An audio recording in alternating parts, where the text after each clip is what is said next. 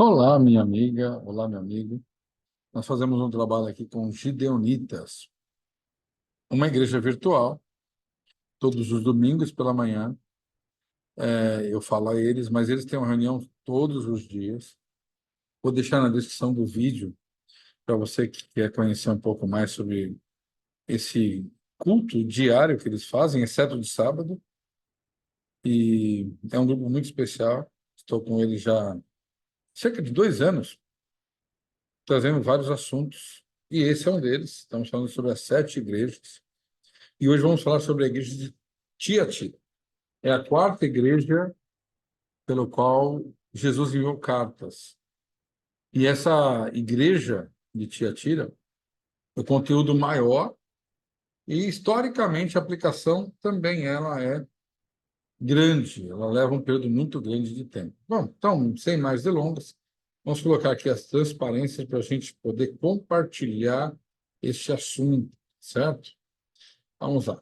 Estamos falando então das 7 igrejas. As 7 igrejas estão dispostas aqui para que você veja geograficamente, né, como elas estão. E nós temos a primeira igreja de Éfeso, beirando no mar, a outra igreja de Esmirna, também beirando o mar, e a igreja de Pérgamo, um pouquinho distante. E agora a igreja de Tiatira, nós vamos ver aqui ao sudeste ali, né, mas já chegando para o lado fora, né, lugar fora do lugar marítimo. Veja que Patmos está aqui embaixo, olha só que legal. Ó. Patmos está bem perto, né? Embora perto, vocês sabem que essa distância, Patmos era uma prisão, era comum naquela época, né? Os prisioneiros serem colocados numa ilha, mas tinham que trabalhar, tinham que viver ali daquela forma. Muito bem, vamos passar um pouquinho aqui os nossos slides, fazer a apresentação das informações sobre agora a igreja de Tiatira, né? Já falamos sobre a questão histórica, a questão de aplicar aos crentes de todas as épocas, falamos acerca da aplicação para aquela igreja específica, falamos sobre que todas elas eu conheço as tuas obras e tenho um vencedor, né? Quer dizer, os crentes de todas as épocas depois de Cristo são vencedores, e aquele que tem ouvido ouça o que o Espírito diz às igrejas, né? E isso é demonstrado em todas as 7 igrejas. Nós temos, então, essas 3 colocações: local, geral e histórica. Muito bem, aqui um quadro comparativo. Nós vamos falar hoje de Tiatira, que significa cheiro suave, e ela é um período histórico, né, na sua aplicação histórica, não local e não para o crente de todas as épocas. Vocês vão ver que ela tem quase 1000 anos de existência, um período em que a igreja ficou praticamente escondida, né? Em Apocalipse fala sobre a igreja que ficou no deserto. Apocalipse 11 fala das testemunhas vestidas de saco nesse período. Aqui nós encontramos não somente o período de Tiatira, mas o período da supremacia papal, que começa exatamente em 538. Vamos analisar um pouquinho essa questão depois na parte histórica. Aí nós falamos sobre Éfeso, falamos sobre Esmirna, né? Falamos sobre Pérgamo e hoje vamos falar sobre Tiatira, a era da apostasia, né? Aí você está vendo algumas ruínas modernas, naturalmente, dessa cidade, Tiatira, né? Então, vamos entender um pouquinho por que 538. Vamos entender o conceito histórico aí para que você entenda. O bispo de Roma era chamado já de Papa, era respeitado como líder da Igreja Católica até então, e ele fez um edito, né, que permitia condenar à morte aqueles que não respeitassem os ensinos de bispo de Roma. É bem notório também que nós temos aqui uma profecia se cumprindo. Neste ano também, está em Daniel capítulo 7, fala que haveria um animal terrível, espantoso, ele teria 10 chifres. Esses 10 chifres seriam os 10 povos bárbaros ao redor de Roma, né? Os vândalos, os eros ostrogodos, não formaram nenhum reino, mas os suevos, os portugueses, os visigodos, a Espanha, os francos, a França, os anglo-saxões, a Inglaterra, os lombardos, o norte da Itália, né? Nós temos ali também os alamanos, que hoje é a Alemanha, E esses reinos todos estavam ao redor de Roma. E Roma dominava sobre todos eles. Mas a Bíblia fala que desses 10 chifres, uma ponta pequena se levantaria, que seria um poder pós-Império Romano. O Império Romano cai no ano 476. E depois, então, o que acontece é que o poder religioso começa a exercer também uma função bélica, de guerra, e ele destrói esses 3 reinos, que a profecia dizia que dessa ponta pequena ia arrancar 3 chifres. E são eles os vândalos, 504, os érulos, 534, e os ostrogodos, 538. Então, com o edito de Justiniano, né? E a hegemonia bélica agora relacionada ao poder político e religioso que Roma exercia, com a diminuição do poder militar de Roma, né? A igreja tomou essa posição vagarosamente, 200 anos, que foi o período de Pérgamo, e agora a igreja oficialmente ela persegue uma pequena minoria que não crê, que não pensa como a igreja vigente da época. Então, Tiatira, né, é uma cidade que dava uma impressão de ser muito fraca, mas ela tinha se tornado forte. Ela foi construída por um Seleucida, né? Quem não se lembra aí dos generais de Alexandre o Grande, né? Ptolomeu, Seleuco, que é um deles, né? Cassandro e Címaco. Desses 4, 2 reinos foram fortes, que cumpre a profecia do capítulo 11 de Daniel, ali, né? Dos Ptolomaicos e dos Seleucidas. O reino do norte, Seleucidas, e o reino do sul, os Ptolomeus, né? Desses generais, então, um Seleuco, né? Ele construiu essa cidade. Um dos generais de Alexandre o Grande, no ano 280 a.C. Então, um pouquinho da história. Ela foi construída para ser uma cidade sede de guarnição militar. Ela tinha ali alguns fortes, né? Por isso que a Bíblia fala que era fraca, mas tornaria forte, fazendo uma referência a isso, né? Também existia uma indústria principal de instrumentos de bronze e cobre. E o mais importante de todas era uma fábrica de tecido. Ela tinha uma fábrica de tecido vermelho e púrpura. Você deve se lembrar, na história lá de Atos, que aparece uma mulher que ela era vendedora de tecidos, né? E ela nasceu nesse lugar, né? Num lugar chamado Tiatira. Então havia um grande templo ali em honra ao deus Sol. Na mitologia grega, Apolo, né? Mas nós encontramos outros apoios históricos dentro da ideia também romana, né? Do mitraísmo, enfim, da adoração ao deus Sol. Vamos ler, então. Eu vou fazer a leitura aqui, você pode acompanhar na sua Bíblia, né? Do capítulo 2 de Apocalipse, aos versos 18 até o verso 29, tá? Vamos lá ler o que a Bíblia fala sobre esta igreja, para que depois a gente possa ver os elogios, questão das organizações.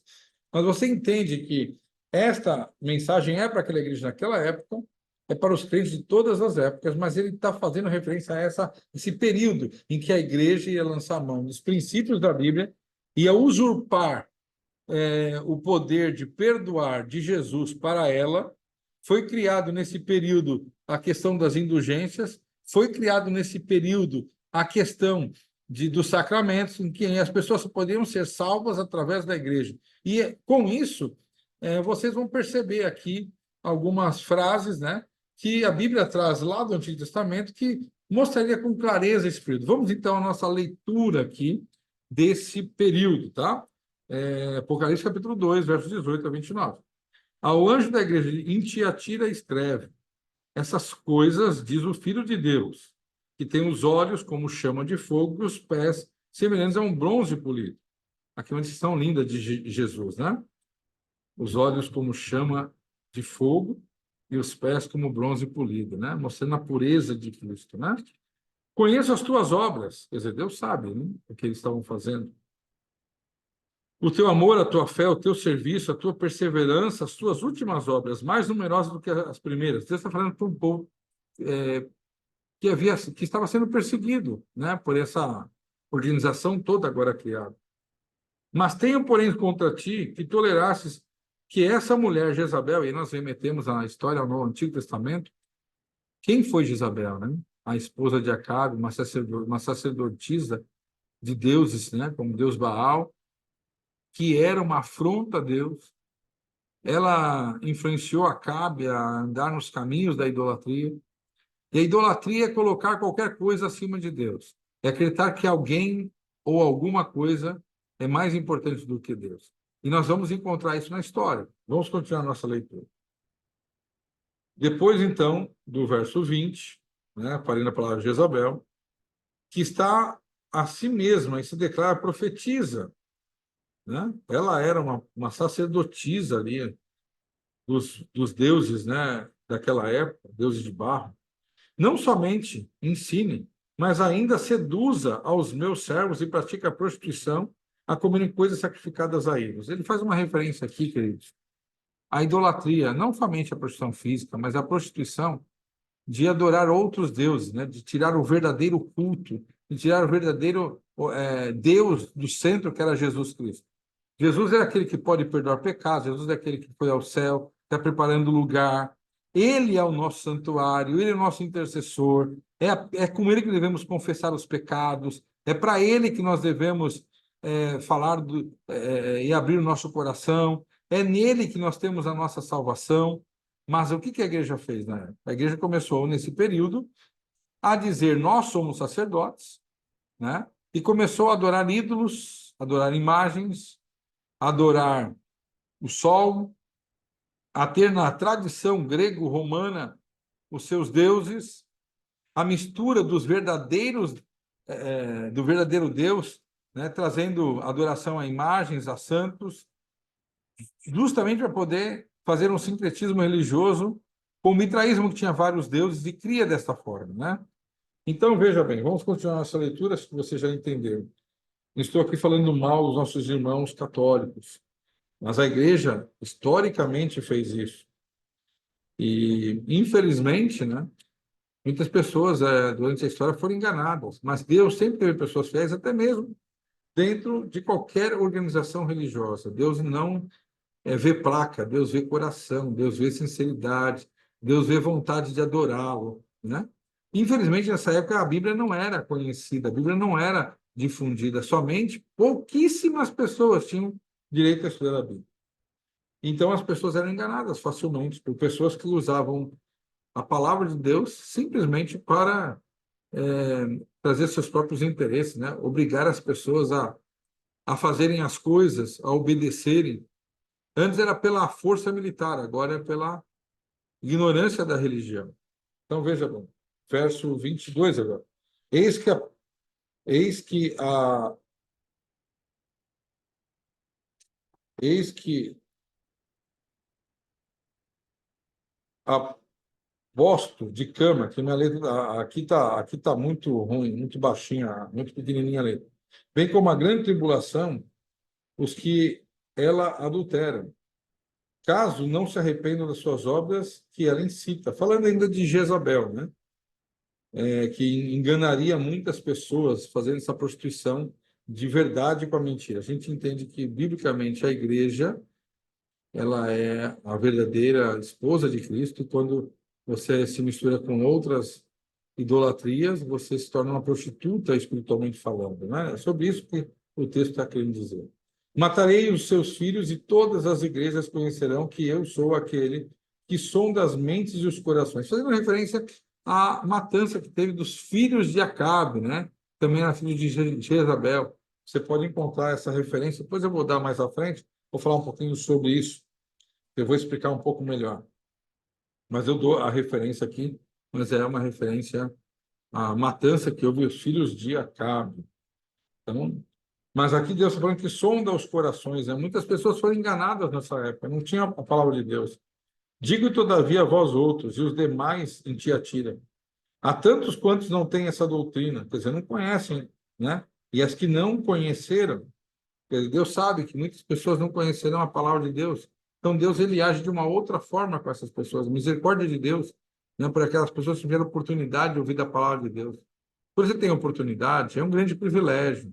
A ignorância não é passaporte para o céu. Mas, infelizmente, quando você não tem oportunidade, Deus vai julgá-lo da forma como você teve, né? De conhecimento. E aí Hebreu fala, olha, teve muitas pessoas nessa época que morreram sem conhecer a palavra de Deus, sem conhecer o verdadeiro Deus, foram enganados por pessoas que usaram do poder religioso. E hoje não é diferente, queridos. Muitas pessoas hoje colocam medo nas pessoas. Elas obedecem, né, por umas circunstâncias de medo, e não por amor a Deus. Se você que me ouve aí faz qualquer coisa por medo de se perder, saiba que você não está adorando a Deus dessa forma. Você só adora a Deus quando você ama a Deus e por isso você obedece os seus mandamentos. E aqui nós encontramos um período em que a verdade foi praticamente extinta da terra, onde as pessoas vendiam a salvação e se colocaram no lugar de Jesus, né? Daniel 8 fala muito sobre isso, né? Tiraria o sacrifício, né? Que é o sacrifício de Cristo, seria cometeria blasfêmia, né? Teria olhos e boca, esse chifre pequeno, está lá na Bíblia. Em outros momentos você pode estudar um pouco melhor o capítulo 7, capítulo 8, capítulo 9 de Daniel. Não é o nosso estudo aqui, ok? Mas vamos continuar essa leitura. Digo, todavia, a vós outros, os demais, se atira, tantos quantos não tenha essa doutrina que não conheceram. Como eles dizem, as coisas profundas de Satanás. Outra carga não jogarei sobre vós. Então, somente conserve o que tendes, até que eu venha. É uma fase difícil. Deus está falando, olha, aqueles que conhecem, por favor, obedeçam. Mas também nós encontramos aqui elogios, né? Nós vamos voltar aqui, vamos ler até o final, né? Que eu falei que nós íamos ler. Vamos ao verso 26. Ao vencedor, olha bem, que guardar até o fim as minhas obras, eu lhes darei sobre as nações, como um cetro de ferro, ele regerá, reduzirá em pedaços, como se fossem objetos de barro, fazendo referência aqui à adoração às imagens. Assim como também eu recebi do meu pai, dali a estrela da manhã. Quer dizer, estrela da manhã é quando começa a iluminar o dia, né? E quem tem ouvidos ouça o que o Espírito diz à igreja. Quando eu falei para vocês sobre a matança dos filhos de Acabe, eu estou me referindo ao segundo livro de Reis, no capítulo 10, de 6 a 8, conta essa história, né? Aquele que sonda os corações e a mente, nos remete ali ao livro de Jeremias, capítulo 17, verso 10. Nós encontramos ali Deus sondando a Jeremias, ao coração dos filhos de Deus, né? E nós falamos aqui sobre vários aspectos. Mas uma coisa que eu queria trazer a você neste momento é que nesse período foi um momento muito difícil, né? Deus trouxe um elogio, né? Conheça as tuas obras, o teu amor, a tua fé, o teu serviço, a tua perseverança, as tuas últimas obras mais numerosas que as primeiras, fazendo referência a huguenotes, a valdenses, a verdadeiros filhos de Deus que tinham conhecimento e saíam a ensinar as pessoas e por isso muitas delas perderam a vida, né? Nessa época, os verdadeiros filhos de Deus organizou realmente os orfanatos, hospitais e missões. Era uma congregação realmente preocupada e dedicada a atender as necessidades das pessoas, porque muitas pessoas não tinham conhecimento. A igreja verdadeira dessa época, não a organização que tinha por trás, né? Que era comparada a Jezabel, mas tinha uma igreja escondida nesse período, né? Então, Tiatira, ela representa aí um período, né, do ano 538 até o ano de 1517. Desculpa que está errado. É 1517, tá bom? Então, olha a reprovação. Tenha contra ti que toleras que essa mulher Jezabel, ela sacerdotisa, nós já lemos isso, né? Não somente ensine, mas seduza os servos de Deus. Fazendo referência à sedução que ela fez em cima de Acabe, que era um rei, né, do povo de Israel, e que se deixou levar pela sedução de Jezabel, assim como a igreja da época se deixaria levar pela sedução da igreja, né, de muitas informações naquela época que eles seguiam por ignorância da Bíblia, né? Mas as pessoas que estavam liderando isso eram maldosas, elas sabiam o que elas estavam fazendo, elas estavam usando a fé das pessoas, como hoje muitas pessoas usam a fé das pessoas, infelizmente. As pessoas usam a fé das pessoas para se beneficiar delas. Mas eu quero dizer uma coisa para você que faz isso, né?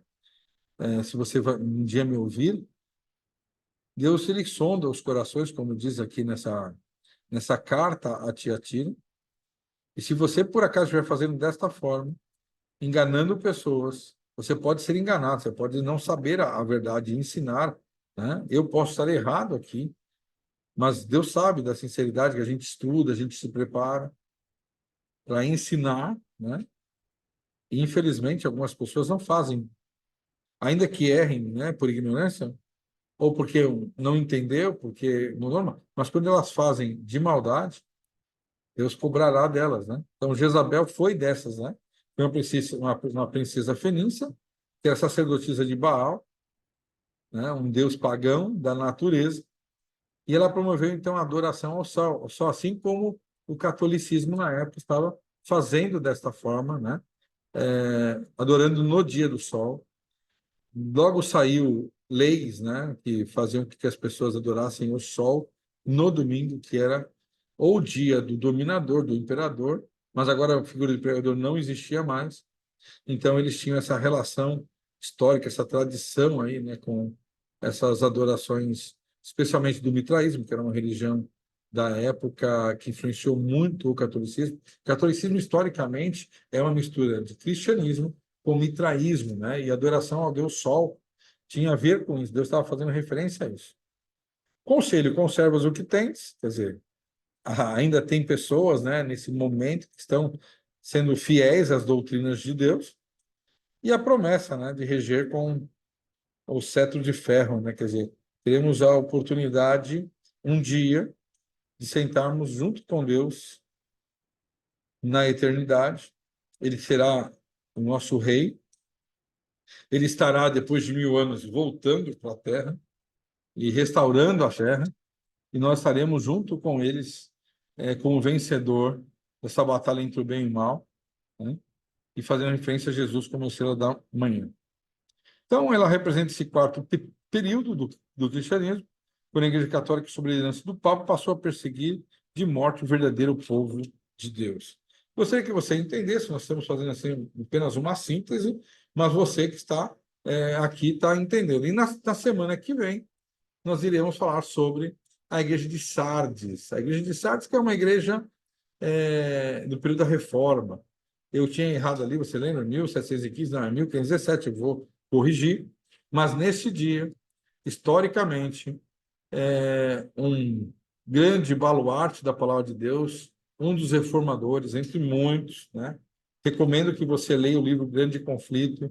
Lá conta detalhadamente cada reformador, como a luz chegou em cada um desses outros 7 reinos da Europa, como Deus suscitou homens para mostrar a verdade que havia um Senhor chamado Jesus Cristo. Ele era o único mediador, que você não precisa confessar para ninguém, que você não precisa de ser batizado numa igreja, que você não precisa ser crismado numa igreja, que você não precisa fazer um casamento numa igreja para você ser salvo. Você precisa entregar seu coração a Jesus. O batismo é uma declaração pública. Veja, formaram ali um batismo de crianças que não tinham a menor noção do que elas estavam fazendo. A Bíblia fala que crer e for batizado, que uma criança de 2, 3, 4 meses crê? E as pessoas, elas formaram várias ideias, né? Foi daí que acabou surgindo o celibato dos sacerdotes, para que eles não deixassem herança. Foi aqui que foi instituído o batismo infantil, para que essa pessoa, quando ela nascesse, alguém corresse lá na igreja e batizasse ela, para que ela não morresse pagã. Se ela morresse sem se batizar, ela estava perdida, ela estava no inferno, segundo a crença católica. Nós não cremos que existe inferno. O inferno é a própria sepultura, e depois, quando Deus destruir a terra, né, para sempre, as pessoas vão morrer para sempre, não vão existir mais. Então, muitas crenças foi criada que foi uma mistura, né, das mitologias gregas com a com o cristianismo.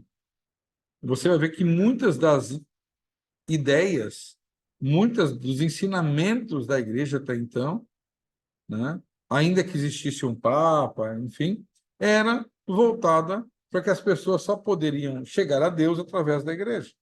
As pessoas só podiam ser salvas através dos sacramentos.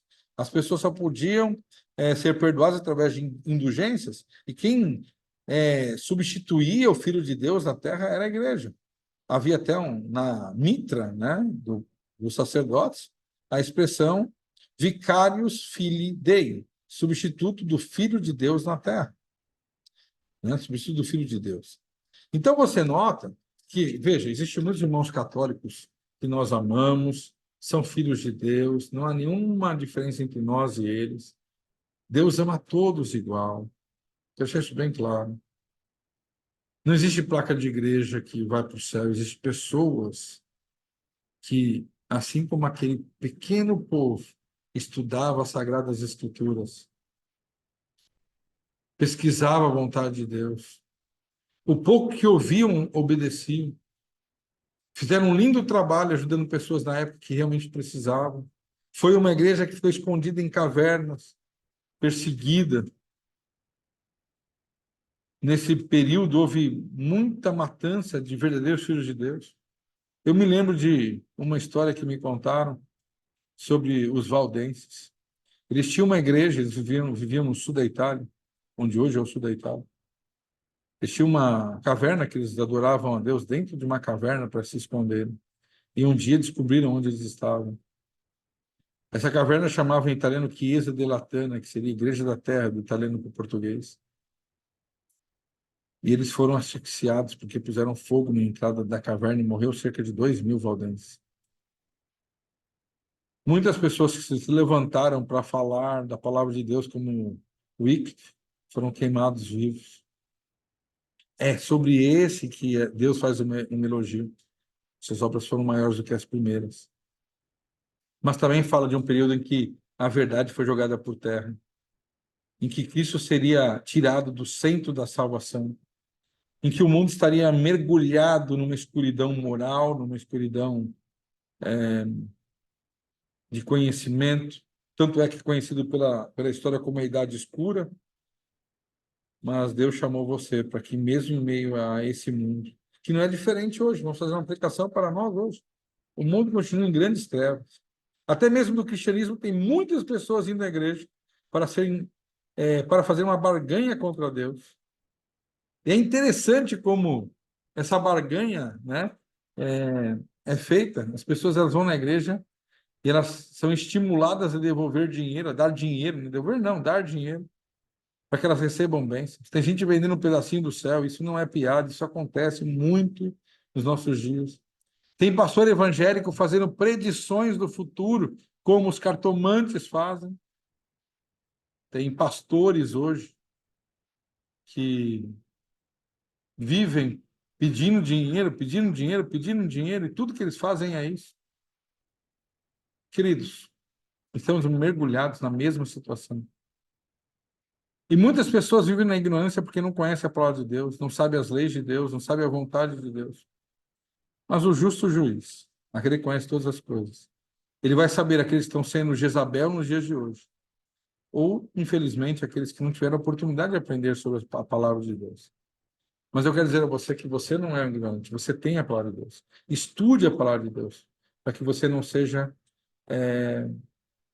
ignorante e não seja enganado por esses falsos líderes, que, na verdade, através do poder, assim como foi na igreja naquela época, hoje também dentro do cristianismo, encontramos muitas pessoas querendo se colocar no lugar de Deus. Ao invés de conduzir você a Jesus, elas querem estar no meio entre você e Cristo.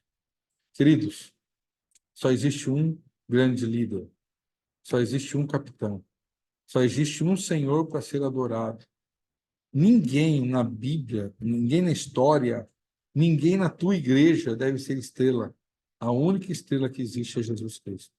A única pessoa que realmente deve ser adorada na igreja é o Senhor Jesus. Não permita que coloque intermediários entre você e Deus. A Bíblia fala que nós podemos abrir o nosso coração aí. E quando você assim o fizer, Deus estará do seu lado, te abençoando, tendo a confiança, e é nele que devemos esperar a nossa salvação. Porque não há nenhum outro nome debaixo da terra ao qual devemos clamar e devemos ser salvos, a não ser Jesus Cristo. Eu não me envergonho do Evangelho. O Evangelho é o poder para transformar vidas. Que Deus transforme a sua vida. Que você possa fazer como aquele povo da igreja de Tiatira. ajudar os que estão nus vestindo, os que têm fome, fartando a sua fome, aqueles que estão desesperados, dando um abraço e um carinho. E que você possa, a despeito da perseguição que o mundo está para fazer, aqueles que realmente são verdadeiros filhos de Deus, nesse mundo de trevas, onde até mesmo o cristianismo tem sido apostatado por líderes que estão mais preocupados com o seu bolso que com a salvação das pessoas. Essa história que te atira, ela se repete, mas você seja sóbrio, você não caia nessas falsas ideologias. Vá até Jesus, leia a sua palavra. E a Bíblia, que é a verdade, vai te libertar desses enganos que nós temos nesse mundo. E você um dia poderá se assentar à direita de Deus. Como diz Apocalipse capítulo 20, verso 4. Reinar e julgar com ele durante 1000 anos. E depois fazer parte do reinado dele para toda a eternidade. Se assim você deseja, vamos orar nesse momento e que a tua vida seja uma bênção. Ser um cheiro suave, como significa esta igreja. Porque, embora Pérgamo também tenha essa ideia de mirra, e quanto mais aperta, mais tem um cheiro suave. Mesmo em meio à tribulação, Deus tem um povo fiel. E você, ao orar, a falar, a obedecer, ao buscar a palavra de Deus, você faz parte desse povo. Não importa a placa da tua igreja. Que Deus te abençoe. Vamos orar. Senhor Deus, obrigado que a tua palavra nos mostra que mesmo em meio ao sincretismo religioso, aproveitadores que usam a religião, a igreja, se coloca como teu advogado nesse mundo, substituto de ti, do nosso Deus aqui nesse mundo. Nós queremos aprender da tua palavra, aprender que a história se repete e sermos aquele pequeno povo, como os valdenses, como os huguenotes, os menonitas, que tanto fizeram, Senhor, deram a sua vida e são desconhecidos na história hoje, mas um dia poderão se assentar ao seu lado e reinar e julgar. Que a palavra de Deus envia a alma daqueles que foram degolados por causa do Cordeiro. E essas pessoas, Senhor, um dia vão ser chamadas pelo nome, o Senhor vai ressuscitá-las para viverem eternamente. Ainda que tenham perdido sua vida como John Lewis, elas voltarão, elas terão, assim como o Wycliffe também, elas terão a oportunidade da vida eterna. Nós queremos colocar todos esses que nos ouvem em tuas mãos, Senhor, para que possam pesquisar as Sagradas Escrituras, para não serem enganados nesses últimos dias. Nós te rogamos, em nome de Jesus. Amém. Muito bem, Deus te abençoe. Hoje eu estou gravando sem os gideonitas, porque domingo eu vou ir até o NASP, mas que Deus possa abençoar todos os nossos irmãos gideonitas e também você que nos assiste no nosso canal. Um abraço, que Deus te abençoe.